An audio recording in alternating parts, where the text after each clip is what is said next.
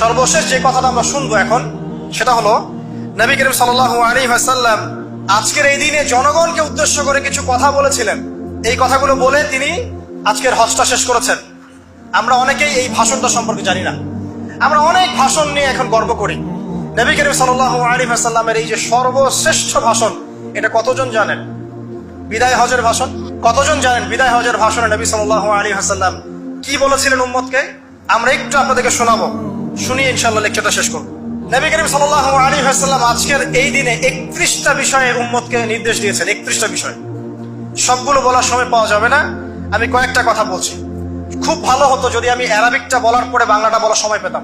আমার হাতে 5 মিনিট সময় আছে, কারণ অ্যারাবিকটার যে ভাব গাম্ভীর্যটা বাংলা আসলে আসবে না। তারপরে আমি চেষ্টা করছি। নবী করিম সাল্লাল্লাহু আলাইহি ওয়াসাল্লাম সবার সামনে দাঁড়িয়ে দীর্ঘ 23 বছর অক্লান্ত পরিশ্রম করে দাওয়াতি মিশন কমপ্লিট করার পরে সবাইকে সমবেত করে একটা হজ করলেন। হজ করার পরে তিনি গুরুগম্ভীর কণ্ঠে বলছেন, হৃদয়ের সমস্ত আবেগ বের করে দিয়ে বলছেন, হে জনগণ, আইয়ুহান নাস, হে জনগণ, আমি জানি না আজকের পর তোমাদের সাথে আমি কখনো মিলিত হতে পারবো কিনা। একটু চিন্তা করেন, সাহাবীরা সামনে দাঁড়িয়ে আছেন, নবীজি দাঁড়িয়ে এই কথাটা বলছেন, হে জনগণ, আমি জানি না আজকের পরে আমি তোমাদের সাথে মিলিত হতে পারবো কিনা। অতএব যে ব্যক্তি আজকে আমার এই কথাগুলোকে স্মরণ রাখবে, সে যেন অন্যের কাছে এই কথাগুলো পৌঁছে দেয়। হতে পারে যার কাছে পৌঁছে দেওয়া হচ্ছে সেই এই কথাগুলোকে বেশি সংরক্ষণ করতে পারবে। আল্লাহ পাক তার প্রতি রহম করুন যে আমার এই কথাগুলোকে অন্যের কাছে পৌঁছে দিবে। নবীজির ভাষণ। এরপর নবীজি বলছেন, জেনে রাখো নিশ্চয়ই তোমাদের পরস্পরের, মুসলিমদের পরস্পরের সম্পদ, পরস্পরের রক্ত, পরস্পরের এই যে জান মাল ইজ্জত, এগুলো একে অপরের জন্য হারাম। মুসলিমদের পরস্পরের রক্ত, পরস্পরের ইজ্জত সম্মান একে অপরের জন্য হারাম। এর হানি করা একে অপরের জন্য হারাম। ঠিক যেমন আজকের এই দিন হারাম, এই শহর হারাম, এই মাসও হারাম। নবী করিম সাল্লাল্লাহু আলাইহি ওয়াসাল্লাম বলছিলেন, জেনে রাখো 3টা বিষয়ে যেন তোমাদের অন্তর কখনো খেয়ানত না করে। 3টা বিষয়ে তোমাদের অন্তর যেন কখনো খেয়ানত না করে। 1, তোমরা যে কাজটাই করবা শুধু আল্লাহ পাকের সন্তুষ্টির জন্য করবে। তোমরা যে কাজই করবে শুধু আল্লাহর সন্তুষ্টির জন্য করবে। তোমাদের শাসক বর্গের কল্যাণ কামনা করবে। তোমাদের শাসক বর্গের কল্যাণ কামনা করবে। 3 নাম্বার, মুসলিমদের জামাতকে আঁকড়ে ধরে রাখবে। মুসলিমদের ইউনাইটেড কমিউনিটিকে আঁকড়ে ধরে থাকবে। এই 3টা বিষয় পালনের ক্ষেত্রে তোমাদের অন্তর যেন খেয়ানত না করে।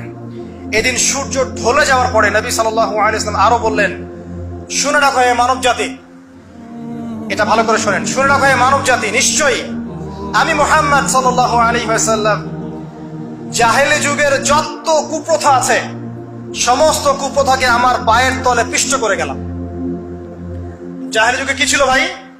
শিরিক ছিল, সুদ ছিল, মাদক ছিল, নারীর অবমাননা ছিল, কন্যা সন্তানকে দাফন করা হতো, রক্তক্ষয়ী, হানাহানি, মারামারি, কাটাকাটি ছিল। এগুলো সবকিছুকে আমি আমার পায়ের তলে দাফন করে গেলাম। এটা কি দাফন হয়েছে? তিনি বলছেন, নিশ্চয়ই আমি জাহেলি যুগের সুদকে আমার পায়ে তলে পিষ্ট করে যাচ্ছি। সর্বপ্রথম যার সুদ আমি পিষ্ট করছি তিনি হচ্ছেন আব্বাস ইবনে আব্দুল মুত্তালিব, আমার চাচার সুদ। নিজের পরিবার থেকে দৃষ্টান্ত স্থাপন করলেন। তিনি আরো বললেন, হে উপস্থিত জনগণ, তোমরা মেয়েদের ব্যাপারে সতর্ক থাকবে এবং তোমাদের স্ত্রীদের ব্যাপারে সতর্ক থাকবে, তাদের হকের ব্যাপারে সতর্ক থাকবে, কেননা তোমরা তাদেরকে আল্লাহর কালিমার মাধ্যমে হালাল করে নিয়েছো। অতএব তাদের ব্যাপারে তোমরা সতর্ক থাকবে। তোমাদের উপর তাদের হক হচ্ছে তোমরা যা খাবে, যা পরবে, তাদেরকেও তাই খাওয়াবে, তাই পরাবে। আর তাদের উপর তোমাদের হক হচ্ছে তারা তোমাদের বিছানায় এমন কাউকে আসতে দিবে না যাদেরকে তোমরা অপছন্দ করো। নবী করিম সাল্লাল্লাহু আলাইহি ওয়াসাল্লাম আরো বলছেন, এই দিন আইয়ুহান নাস, হে মানব জাতি, তারাকতু ফিকুম আমরাইন, জেনে রাখো আমি তোমাদের সামনে মাত্র 2টো বস্তু ছেড়ে গেলাম। কয়টা বস্তু? লান তাদিল্লু মা তামাসসাকতুম বিহিমা, তোমরা কোনোদিন পথভ্রষ্ট হবে না যতদিন এই 2টা বস্তুকে আঁকড়ে ধরে থাকবে। কিতাব আল্লাহ, আল্লাহর কিতাব, ওয়া সুন্নতে নবীহি, এবং তার নবীর সুন্নাহ। তিনি আরো বললেন, আল মুসলিম, জেনে রাখো প্রকৃত মুসলিম সে ব্যক্তি, মান সালিমাল মুসলিমুনা মিন লিসানিহি ওয়া ইয়াদিহি, যে ব্যক্তির হাত এবং জবান থেকে অন্য মুসলিম নিরাপদ থাকে সেই ব্যক্তি হচ্ছে প্রকৃত মুসলিম। আল মুহাজির, আর প্রকৃত মুহাজির সে ব্যক্তি, মান হাজারা মা নাহাল্লাহু আন, আল্লাহ পাক যা নিষেধ করেছেন সেখান থেকে যে দূরে থাকে সেই ব্যক্তি প্রকৃত মুহাজির, মানে হিজরতকারী।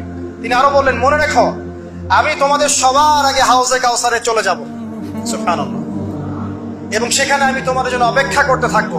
অতএব শোনেন, অতএব তোমরা আমার চেহারাকে কালিমালিপ্ত করো না, মানে আমার চেহারায় কালিমালিপ্ত করো না, আমার নাম নষ্ট করে দিও না। আমি তোমাদের সংখ্যাধিক্য দেখে আল্লাহর কাছে গর্ব করব, আমাকে তোমরা অপমানিত করো না। আজকে কি আমরা তার দায়িত্ব পালন করে উম্মাহ হতে পেরেছি? নবীজি বলেছেন, তা আমার চেহারাকে কালিমালিপ্ত করো না, সুবহানাল্লাহ। তিনি বলছেন, ওই সময় কিছু মানুষ থেকে আমি মুক্ত হয়ে যাব, আর কিছু মানুষ আমার থেকে মুক্ত হয়ে যাবে। বলা হলো, কারা ইয়া রাসূলুল্লাহ? তিনি বলছেন, আল্লাহ পাককে আমি বলবো, ইন্নাহুম মিন্নি, হে আল্লাহ এরা আমার উম্মাহ, এরা আমার উম্মত, আমার সাহাবী। আল্লাহ পাক বলবেন, ইন্নাকা লা তাদরি মা আহদাসা বা'দাক, তুমি জানো না হে নবী, তোমার মৃত্যুর পর এই মানুষগুলো, পরবর্তী মানুষগুলো তোমার দিনের মধ্যে কত বেদাত সংযোজন করেছিল। তিনি আরো বলেছিলেন, হে জনগণ জেনে রাখো, প্রত্যেক পরিবারের জন্য প্রতি বছর একটা করে পশু জবাই করার বিধান, প্রত্যেক পরিবারের জন্য, সামর্থ্যবান পরিবারের জন্য প্রত্যেক বছর একটা করে পশু জবাই করার বিধান রয়েছে। তিনি আরো বললেন, মনে রাখো একজনের অপরাধের শাস্তি আর একজন কখনো পাবে না, আর বাবার দোষে ছেলে কখনো দুষ্ট হবে না, ছেলের দোষে বাবাও কখনো অপরাধী হবে না। তিনি আরো বললেন, জেনে রাখো হে মানব জাতি, নিশ্চয়ই শয়তান এই বিষয় থেকে নিরাশ হয়ে গেছে যে তোমরা শয়তানের ইবাদত করবে। শয়তান নিরাশ হয়ে গেছে, কিন্তু শয়তান নিরাশ হয়নি একটা বিষয় থেকে, যে তোমরা একে অপরে হানাহানি, কাটাকাটি, ফিতনা, ফাসাদে ব্যস্ত থাকবে, যেমনটা এখন আমরা করছি। আমরা কিন্তু সরাসরি কখনো শয়তানের ইবাদত করছি না, করছি, কিন্তু মুসলিমরা এখন পরস্পরে হানাহানি, কাটাকাটি, ফাসাদে লিপ্ত আছে। তিনি আরো বললেন যে একজন মুসলিমের জন্য হালাল নয় অন্য মুসলিমের সম্পদ আত্মসাৎ করা, যতক্ষণ না সে স্বেচ্ছায় খুশি মনে তোমাকে সম্পদ প্রদান করে। অতএব তোমরা একে অপরের প্রতি জুলুম করবে না।